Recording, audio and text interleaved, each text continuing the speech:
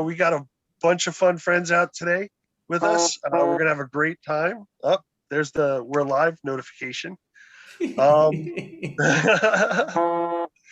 so we got a bunch of friends from around the country that are gonna come on and hang out and tell some jokes with us and just have a blast. It's been a rough week though. I don't know about you guys. I didn't even turn on my Instagram most of the week, which is bad because I had a lot of promoting for the show that I didn't do. I'm sorry. But I'm here tonight and I've been looking forward to this because I really wanted to laugh a lot and get stoned a lot. So we're about to do both. I'm going to bring out my first guest. His name is Don Garrett. He's from Charlotte, North Carolina. He's very funny. And let's bring out Don and spotlight him. Woo! Hey, there we go. My bad technology, y'all. What's up, man? Everybody, Stone in the Morning Show. Oh, spotlight. My face just got big out of nowhere. All right. If you want to have me have a heart attack, because you see this body, I carry a lot of cholesterol in this chest area. So y'all was about to make me have a heart attack. I was like, I just got big out of nowhere. I don't know why my cheeks shiny, man. That made me look inviting. Like I got a good attitude or something. Like this guy's just happy all the time. Like, I don't know why, man. My mama just gave me shiny cheeks, man. I swear that's not me, man. I got this ring light on. I'm over here sweating like a rotisserie chicken, man. Y'all ready to get to it? Let's go. Let's go. Let's go, man. Let's have some fun, man. Thank you guys for having me, man. I appreciate it. Virtual shows are like, the thing. That's what we're going into now. And it seems like for the foreseeable future. But I do miss in-person shows and things. One of the states that I was performing in a lot before the pandemic was South Carolina. And, one of my first in-person shows back to South Carolina. What I love about South Carolina is their people are honest, especially in a city called Rock Hill. So it was so funny, man. Their people are honest. What I miss about Rock Hill is the honesty. One of my friends did a joke about cocaine. This one lady stood up in the audience. She said, "Hey," she said, "this is Rock Hill, South Carolina. We don't do cocaine. We do methamphetamines." I was like, yo, the pandemic just brought out the worst in everybody, though, man. I'm like, smoking meth probably sounds a little bit feasible right now, It does, man. I'm in Charlotte, North Carolina. Love it down here. Charlotte's not the same without, all the lights and things like that. But I know we'll get back to where we need to be. I've been in Charlotte for a while. But what I realized about Charlotte, you guys, if you ever come down here, me and Jay was just talking about, Jay, the next time you're in the city, pay attention because the street names don't always sell what they advertising. Like there's a street here, Jay, called Sugar Creek. Ain't nothing sweet over there, man. It's nothing sweet at all. I was coming back from a show one night on 85 and I was passing by. It's a cookout that's been on the first 48. Somebody got killed over there, right? And I was like, dang. And I was like, do I really want to risk my life for a trade tonight? Yeah, you do. Yeah, I do. I sure do. I busted right in that parking lot. I got my trade, man. I drove over a dead body and all that because I was like, you know what? If this is my time to go, I'm not gonna go hungry. Like that's not gonna happen. I'm not gonna be at the pearly gates of my stomach, growling. I'm already kind of questionable whether or not I'm gonna get into heaven, so I don't need no more reference. You know what I'm saying? I might need some references for y'all if y'all know somebody or something like that. Keeping on that side of town, man, there's also a street called Sunset. Don't get fooled though, because it looked like the sun set on that place a long time ago, man. So don't go over there. If we move to the west side of the city, y'all, if you come to Charlotte, man, there's a street over here called Tuckasegee. Tuckasegee. Like that don't even sound like a street name. That sounds more like instructions. Like before you come over here, you better Tuckasegee. There's a lot of homeless people. A lot of homeless people over there. They're aggressive. So tuck a concealed gun if you're going over that side of town. Okay. There's also a street called Wilkinson, but I don't drive on that street because it sounds too much like will kill something. And this ain't my time to go, y'all. If I done survived the pandemic, I ain't gonna let no street take me out. Okay, like I'm not gonna let that happen. The kicker, man, the kicker here, and being that this is February, this is really fitting. The NASCAR Hall of Fame is on Martin Luther King Boulevard.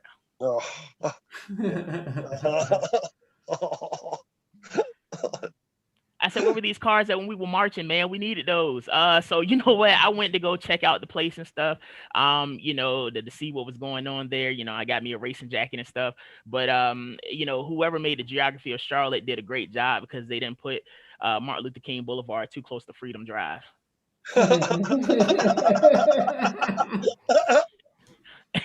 And it's Black History Month, so I appreciate y'all getting that. The first go. That's how I know, man. Y'all, I got y'all plate at the cookout ready, man. Ready to go, yo. Ready. Man, it's so crazy, man. I do love Charlotte. I know that as I said, we're in a pandemic and things, and we've been spending time doing, different things. I've been spending time with like my TV subscriptions, like the Hulus and the Netflix and things like that. Yeah, right. Because now I watch TV differently, man. Like I was watching. Did you guys see Bridgerton? You did? Yeah. Bridgerton was so dope, and what's even more dope is like it's gonna be the Black dude on the show talking about it. Bridgerton was so dope, because everything sounds better in like a British accent. Mm-hmm. Everything sounds better in a British accent. Like you can walk up to somebody and be like, you know what, you're a skank. I don't like you. It's not gonna have much effect. But if you walk up to somebody and be like, you wretched whore, the sting in that, like, let me get my life together. Not only am I'm a wretched, what? Like, yo, that's crazy. I'm gonna start telling everybody things in British accents. Like, I'm gonna tell you how to get your life together. You know how you be like, hey, you know what, Don? You probably should stop eating all those snacks because it ain't doing nothing for your waistline. British accent goes, dear Don, please stop consuming the snacks because it's not doing nothing for your waistline, boy. I feel better. I feel like I know I need to get skinny. Everything in a British accent sounds better, man. It really does. I didn't stop at Bridgerton. I've been watching other TV shows as well, man. One of my favorite TV shows on right now is I told about it earlier, the First 48, the murder show. Yeah, I love that show, man, because that show made me realize that I could never be a criminal. I really couldn't. Because they pull you into the interrogation room and ask you what happened and stuff. As soon as they pull out a box of KFC extra crispy, I'm snitching on everybody. I'm telling on everybody. Hey Don, man, we know you were part of that crime the other day. Who was with you? Man, I was with. Oh, was that extra crispy? Man, I was with Valarie, Christie, Sean. I'm like, Jason was driving. I was in the passenger seat. Like, I'm snitching on everybody, man. I'm telling. I am, yo. I am. Do it for the chicken, right? My favorite TV show right now, though, you guys, I'm gonna be honest, is a show called My 600-Pound Life. Oh. Yeah. Hey, for all fans, I call us #fatties, yo. We are really into it because, like, I know we've all put on some weight and things like that, but like, whenever I want to feel better about myself, I turn that TV show on. Like, I watch intentionally, and I be eating like a chicken salad with no lettuce, just watching. You know what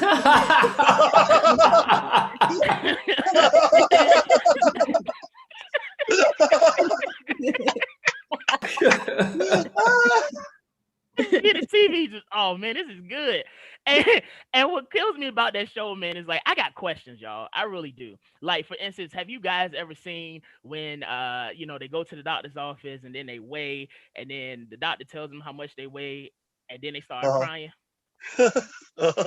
And I'm just like, the show is called My 600-Pound Life, right? Like, you knew you had to be somewhere close to that to get on the show. You signed a contract, Barbara. Like, you were there. Yeah, you know what I'm saying? Like, you were there. And then, man, like, sometimes they'll have the people that are like morbidly obese, so they can't take them in a regular car to the hospital. They got to like go get the U-Haul and back it up to the door. And there's always a team of paramedics to go and like lift them out of the house. And you ever notice there's always one black paramedic that walk in and see how big the person is and does this?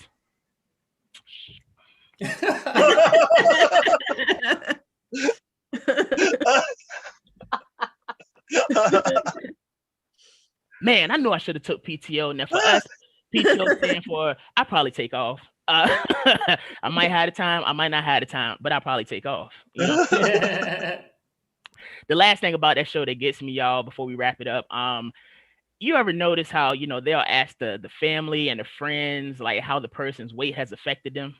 What if they interviewed the furniture?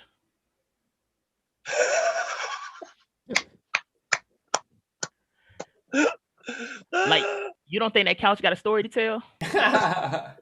Like, you don't think you go interview the couch wearing a bonnet and some hoop earrings, smoking a cigarette, talking about some that heifer broke my arm last week. Like, I think that's I think that's how it goes, man. I think that's how it goes. Listen, man, Stony Morning Show. I'm Don Garrett. Catch me on Instagram at Don Garrett Comedy. Sean JQ, thank you guys so much. I appreciate you guys. Sean, thank you so much, man. That's awesome. You were so funny, man. Yeah. Thank you. Our next person up is going to be Christie Jacobsen. She's awesome. She does a lot of our Stoner Morning Show with us. We're going to bring her up and spotlight her. There she is. How you doing, Christie? Hi, everybody. Hey. Thank you. Thanks a lot for coming out tonight. Thank you. My name is Christie. I'm 68 years old, and I'm not funny. So if you paid $1 to see the show, well, I'm sorry. If you paid more than $1, well, I'm really sorry, because you're not going to get your money back. But we do have, we just had Don. He's real funny. And we have Valarie, and she's funny. So, no problem. So I just want to say, at my age, it's the time to let go, because you know what is around the corner. And I have to let go of things like the food that's expired in my refrigerator. I have to let go of my 2 adult sons. I have to let go of my blonde hair. And most of all, I have to let go of all the stuff I've accumulated over the years. So you know that rule, like if you bring one thing in the house, you have to take one thing out of the house. Well, I twist the rule a little bit. So, it's like, when you go to the supermarket and you stand on the self-checkout 10 items or less line, and you have slightly more than 10 items. So what I do is I sort of like, okay, I have 2 avocados, that's 1. I have 3 apples, that's 1. Because I don't think in terms of 1 by 1, I think in terms of categories. So I like to go shopping, and I like to go garbage shopping. So I have the same kind of like philosophy when I go garbage shopping. If I see 2 beautifully carved wooden chairs in the garbage, well, I take them both in. Because, categories, 2 chairs is 1 chair. The thing is that my real problem is that I have with the other half of that rule, like the taken out part. So, well, okay. So once in a while, I'll take something out of the house and I just put it in my car. My son says, "Mom, you're a hoarder." I say, no, I'm not a hoarder. I just can't throw things away. But the truth of it is, I'm a clutterer. Yes, I'm a clutterer. And I don't know where it comes from. Not everything comes from childhood. Dysfunction, yes. Codependency, yes. Abandonment issues, yes. Cluttering issues, no. My mother was so neat. We didn't have anything on the tops of the surfaces in my house. I mean, it's like if I wanted a glass of chocolate milk and I put it down on the coffee table in the living room, and then I went to the kitchen to get some snack to go with that chocolate milk. When I come back into the living room, the chocolate milk was still there. It was like amazing, because in my apartment, not one surface is clear. I have stuff on every single surface in my apartment. I go in one room to get a scissor and then put it down, and then go into another room to get a pencil, and then go back to the room with the scissor. Forget it. First of all, I don't remember where I put the scissors. And second of all, I can't find them. I can't find them because they blend in with all the other stuff on the surface. It's a bit of a problem, to tell you the truth, because, I'm 68 and plus. It's not like I'm going backwards. I'm going forwards. And I really, in my life, the rest of my life, I do not want to get lost in SOS. And I mean a sea of stuff. And that's it. Thank you. Woo. Woo! Yeah. Yeah, Christie Jacobs, how you doing? That was awesome, Christie. It's really just Christie. Whatever. And the Jacobsen is an SEN. Oh, that's it. And I'm also STONE. Woo! Thank you. The next person we got coming up is coming up from California. I think Reid Clark's here. He's here somewhere. He's here. Reid. There he is. I don't know.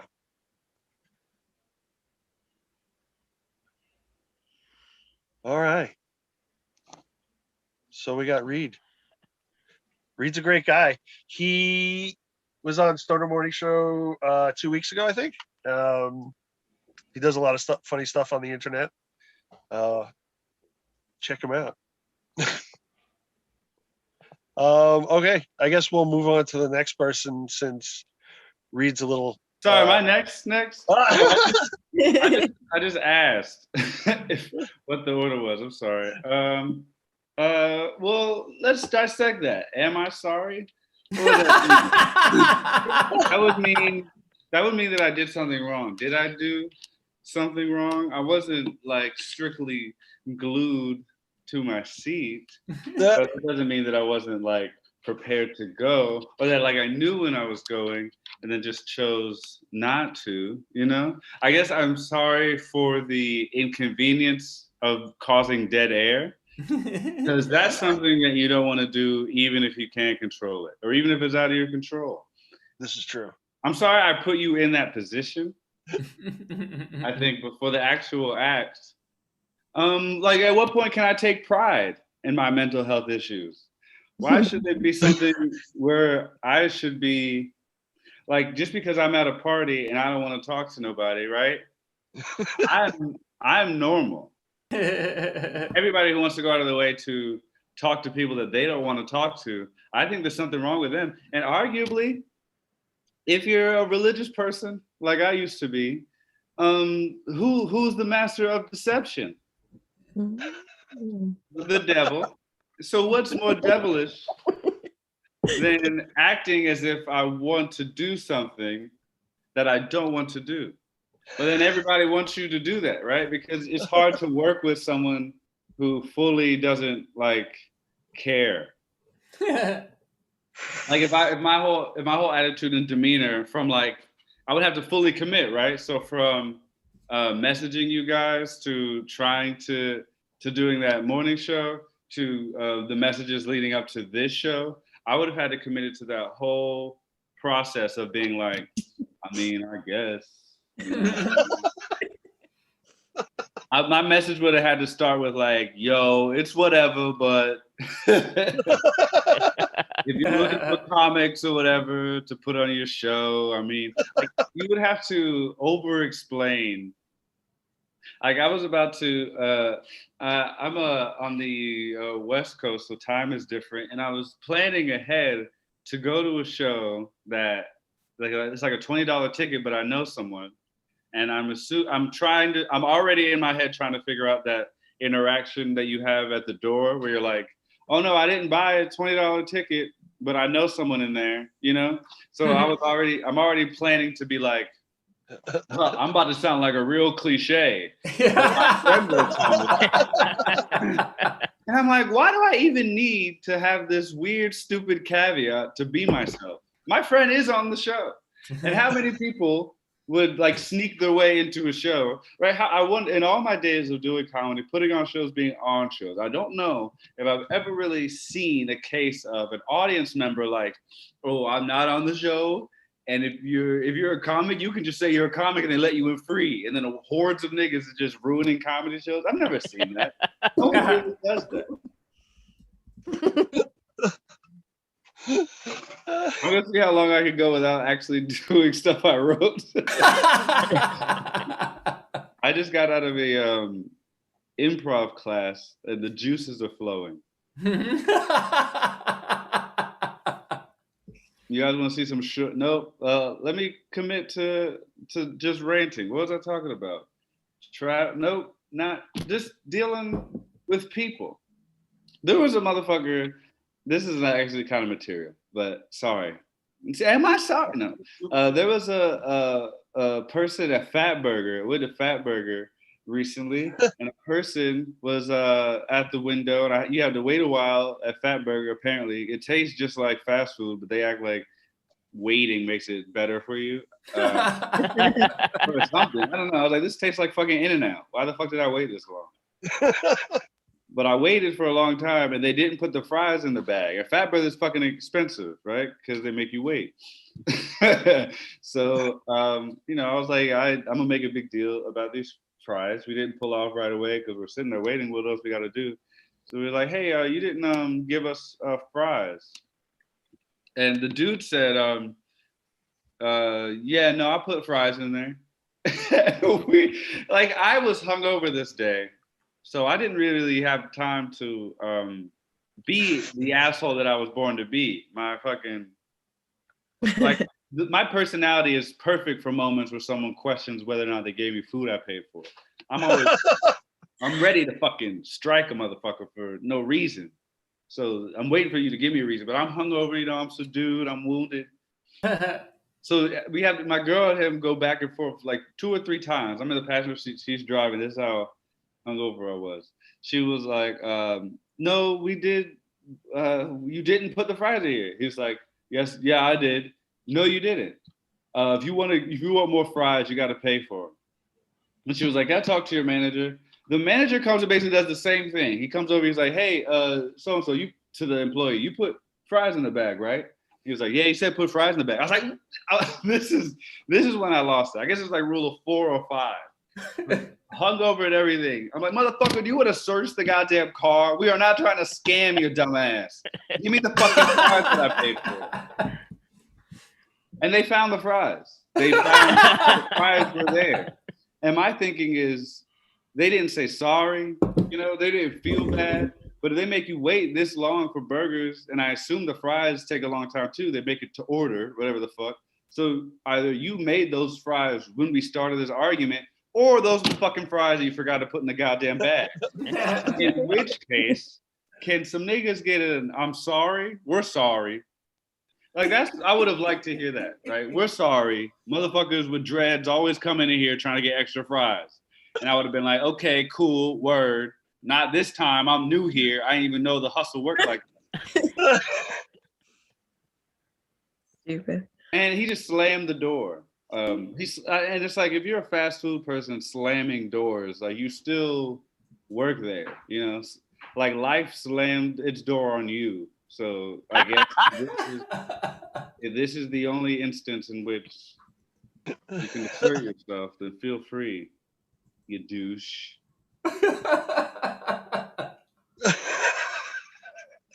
I've been trying to figure out ways in which I could feed my, this is going to sound strange. I've been trying to find ways in which I can feed my inner asshole. I'm sorry, but I have to say that phrase 6 more times. Because you feed your sense of envy, your sense of pride, your sense of ego, constantly feeding ego. That's why I'm doing this. But I need to find ways to feed my inner asshole. And I think the best way to do it, the best way to feed your inner asshole is to I think everybody should continue, everybody out there who's watching, if you can learn anything, because I got to wrap it up. Just fucking, even if people aren't doing anything wrong, make them feel like they're doing something wrong. I think that's the only way that we as people will learn to understand and to grow.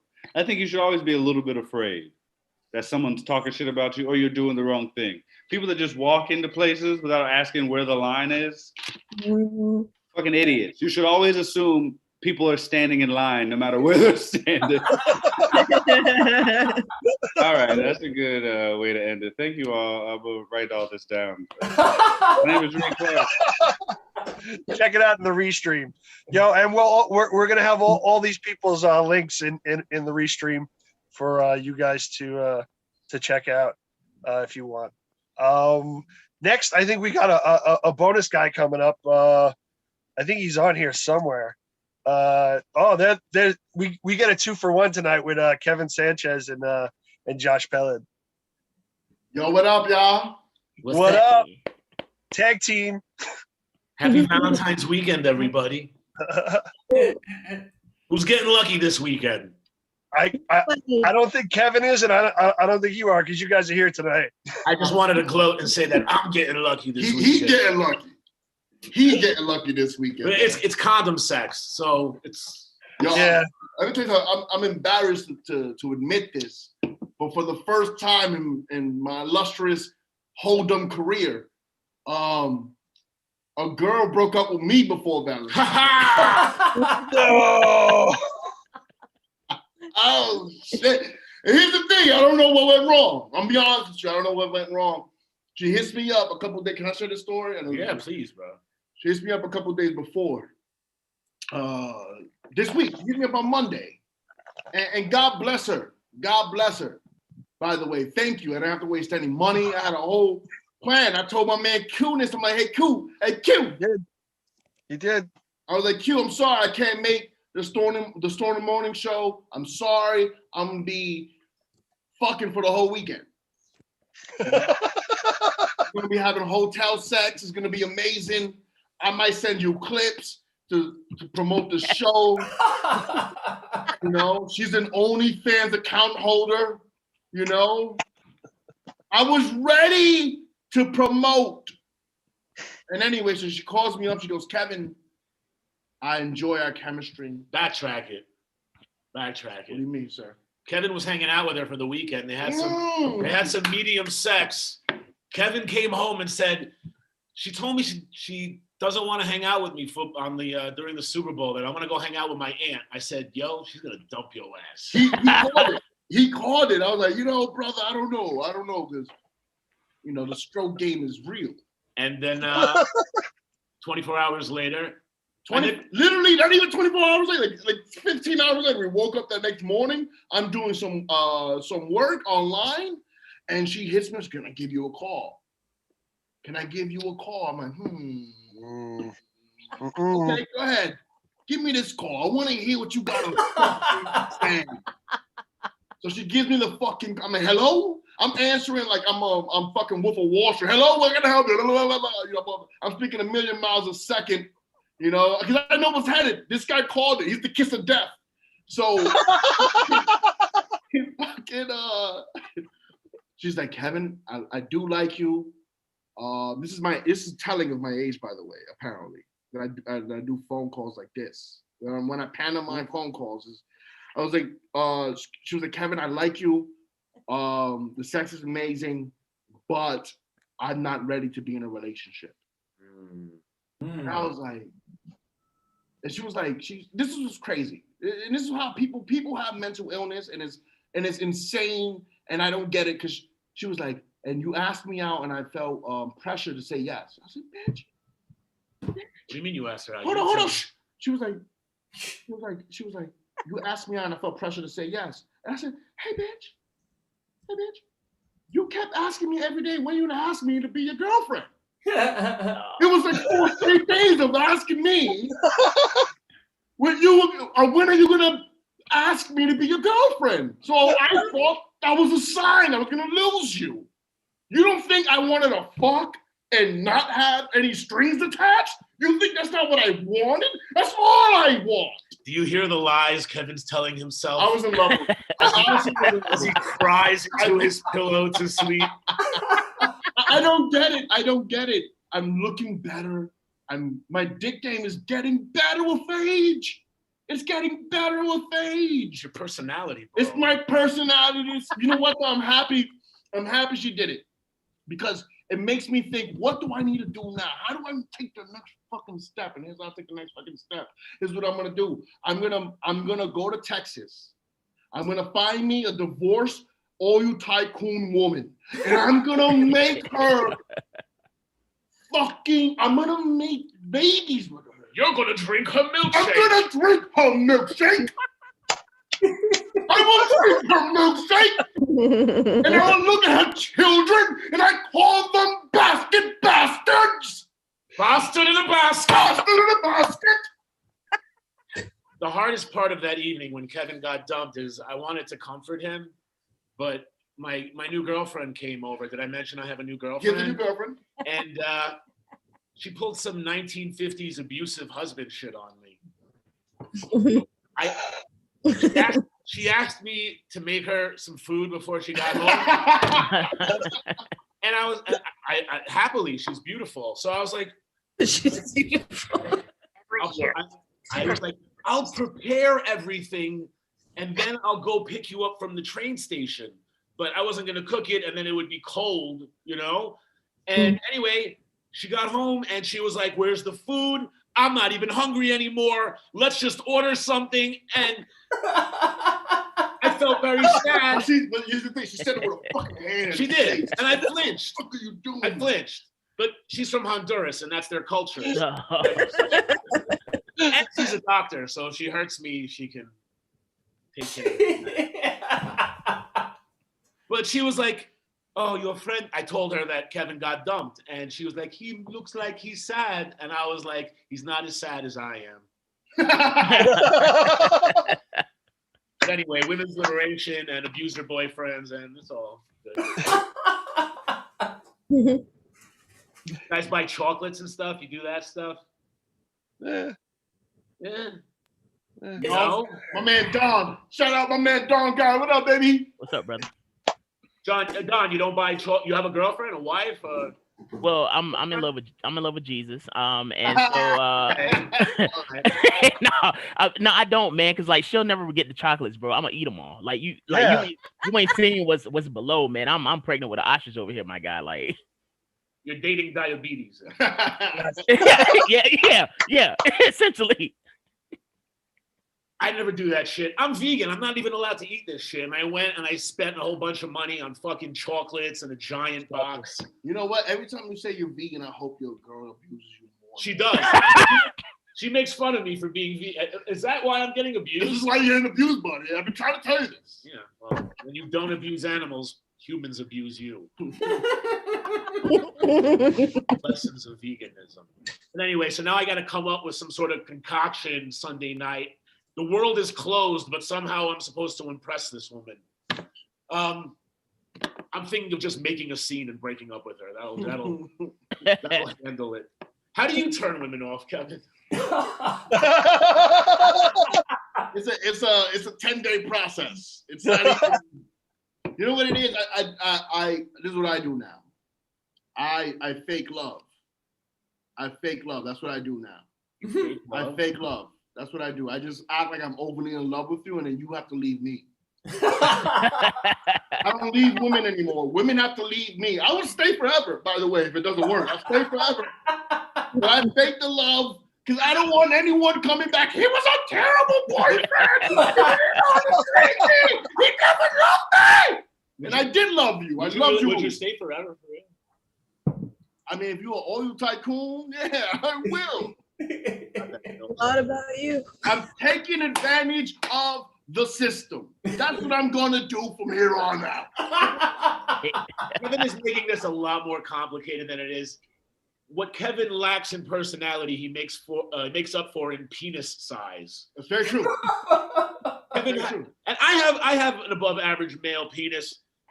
Kevin makes me look like a small baby. It's very embarrassing. So, you know, after the appeal of being mutilated by Kevin's giant penis wears off, that's when their relationship ends. By the way, if you're my friend and a close personal friend, you get a dick pic.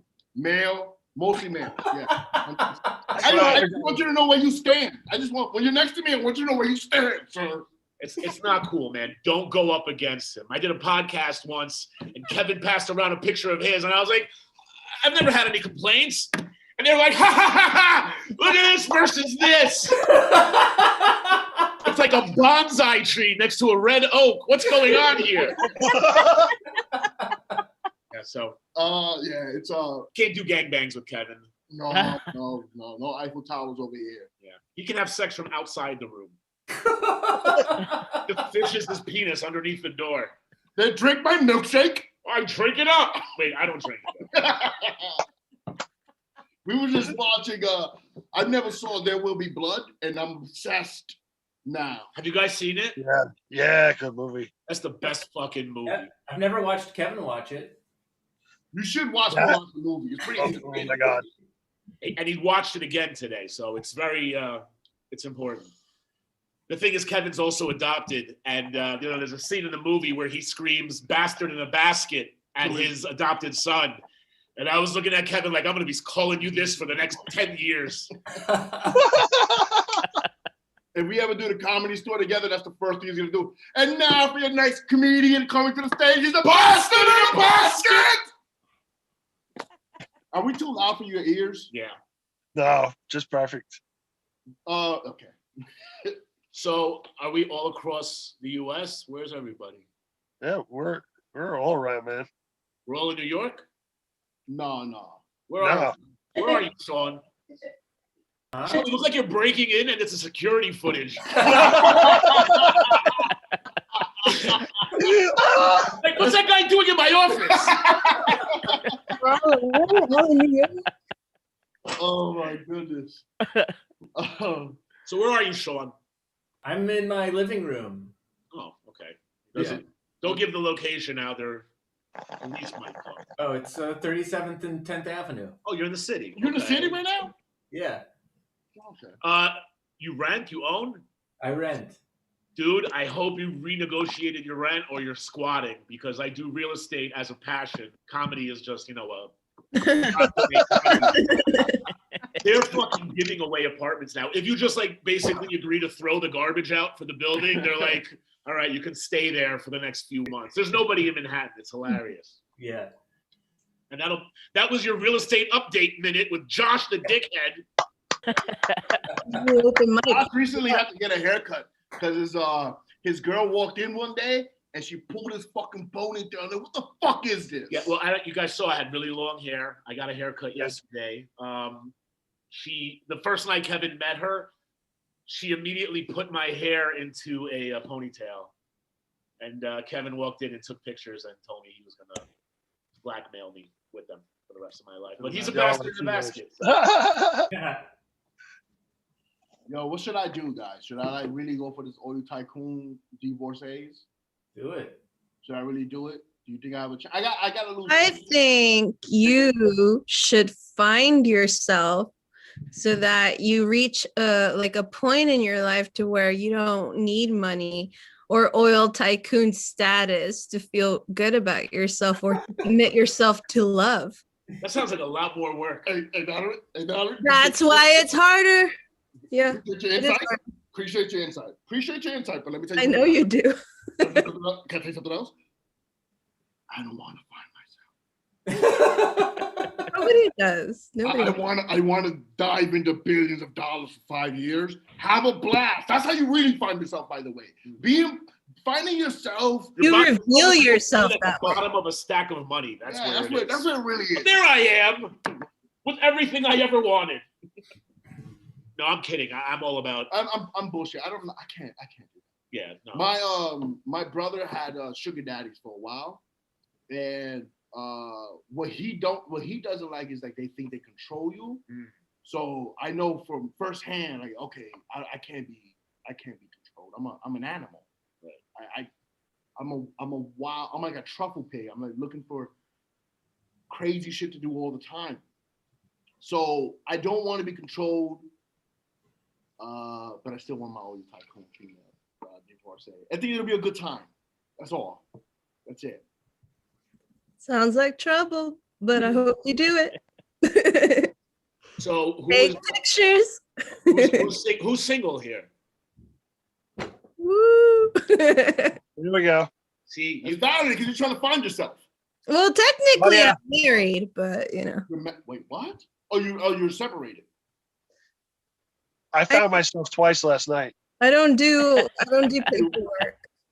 Say again? You don't do. I don't really do paperwork.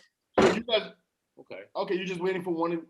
Okay, that's cool. Just wait till he wins or makes some money, and then you divorce him. Exactly. He's a firefighter, so I figure it's only a matter of time. Yeah, maybe he'll just accidents happen. You get that pension. The divorce is too expensive, eh? Nah, it's just. You don't want the divorce on the record?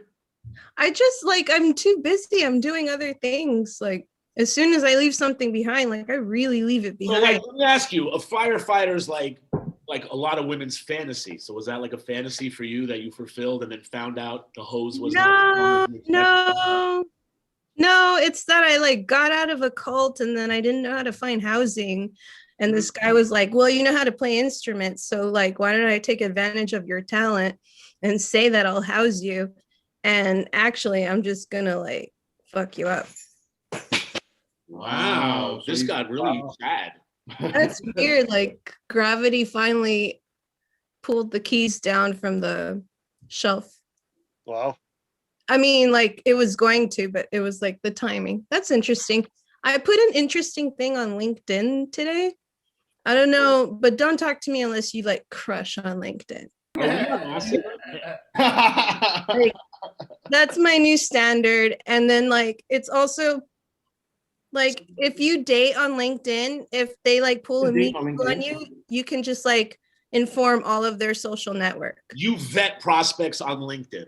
I think it's a good idea, Wow. I didn't think someone like you would, be against homeless people, but that's okay, I guess. I'm against dating them. You wouldn't date a homeless person? No. Dating homeless people is the best. At the end of the date, you just drop them off wherever you want. Yeah, that sounds like a real fun time for me. That sounds like that's not going to cause me to cross my boundaries at all. Oh, why don't you stay with me one night? No. It's a cruel system, and we should be taking care of everybody. Right. But, we should be taking care of everybody. How many people can you take into your house right now? Huh? You could fit at least 3-4 homeless people in your house. Yeah, I could.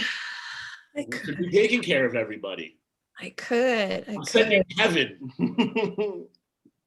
Why Well, don't I hear out of this fucking interview?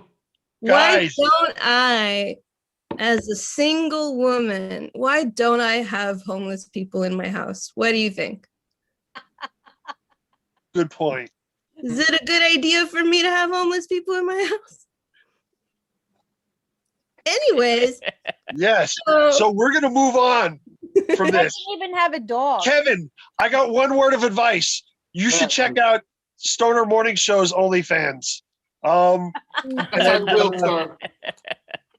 You guys are always so fun to hang out with, man. I love vibing with you guys. But we're gonna let Valarie go into her set because we gotta keep this moving along. Of course, dude. Thank you for having us. We love you guys. Mwah. Happy Valentine's Day. Happy Valentine's Day. That was awesome. Hey, what do you know? It's me. I fought for the spotlight so hard, and now it's finally here.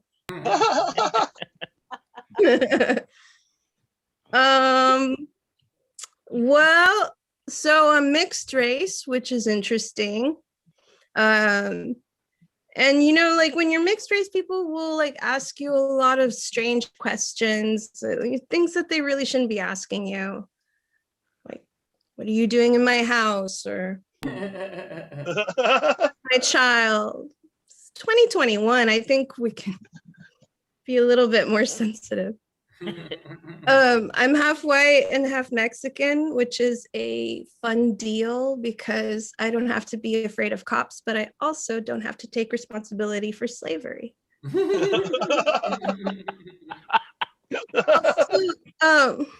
you guys think that brown face is wrong if it's your mom's makeup? I don't know. She was on that, along the same lines. I also sort of think that Nutella is just delicious blackface, but I didn't want to say anything. I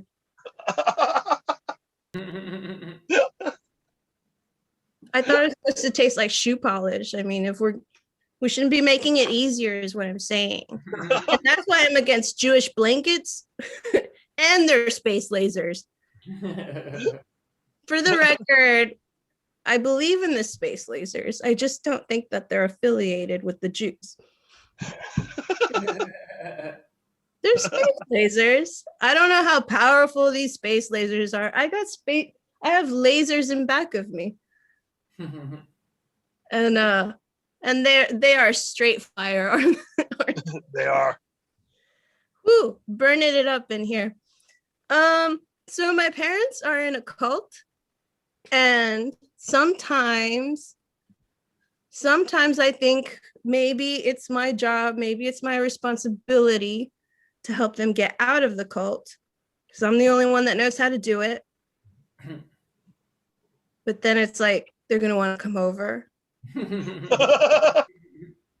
And then they're going to be like, how do we do this? Or how do we get a divorce? It's like, okay, I can show you the paperwork online, but you're going to have to find your own printer. I can't be responsible for them finding printers. I don't know. I always tried to get my parents to get divorced, and they just like won't. And yet none of my marriages have worked out. What do they know that I don't? What do they know? They're in a cult. They're crazy, but for some reason, it's just like, wow, there is no absolute truth, right? For some people, that shit really works. And for them, it does. And I was thinking about like ancestral spirits and everything, since we're getting stoner with it.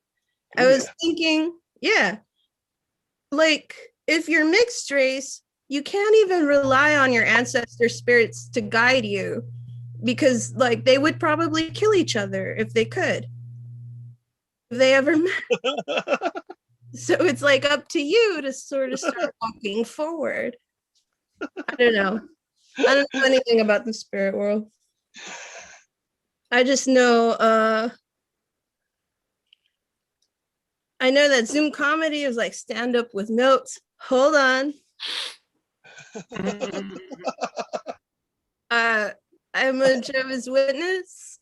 Well, I grew up as one. See how ingrained it is?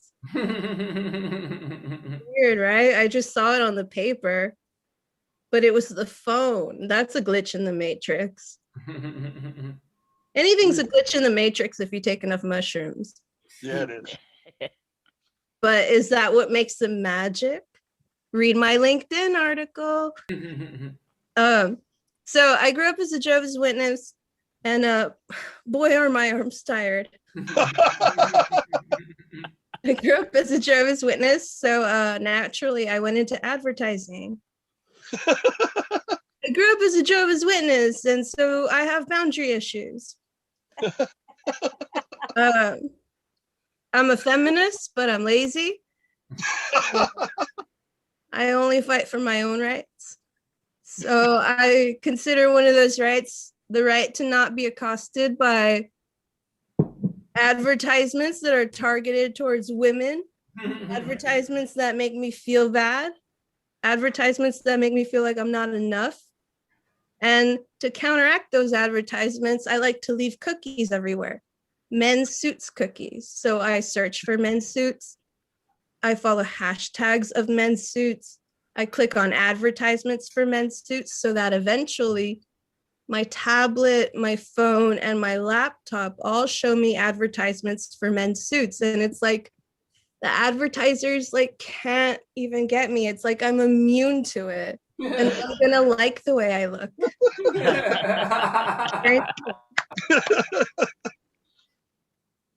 I like the idea of a cheap pedophile. You know, like at the end of the date, he's like, hey, but can you Venmo me your half of the candy? And that is not based on a personal experience. It is. It is. I also like the idea of a lazy rapist. Like he doesn't want your consent, and he also doesn't want to put any effort in. He's like, come over.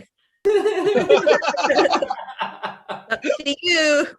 What if there was a lazy rapist? At what point would it become somebody's consent? Oh, there's a murky timeline of events within the physical world. He's like, I want you to, what if there's a Craigslist ad? And he's like, I want you to come over here and I want you to consent to rape. What? How could you pull that off? And I want each and every one of you to write a rough draft about it and put it in your, don't send it to me. Put it in your email drafts for blackmail later. And also, please click on the link of the email that I'm about to send you.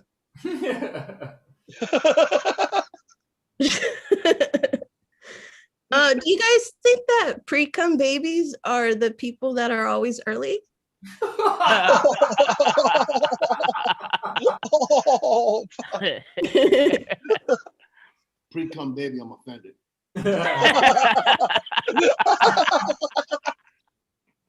I mean, I also think that if you don't believe in aliens, then you don't believe in rape. Because there's a lot more eyewitnesses for aliens than there are for rape. Me too, bitch. Me too. Them too.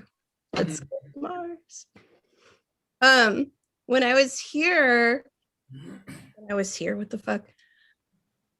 I'm in DC, and when I first got here, I met a guy from MIT, George Lordos, who won't connect with me on LinkedIn. What is this, creepy that your Uber driver remembered your name and your mission? Yes, I did, bitch, because when you tell me that you're building a space hotel, I want a room.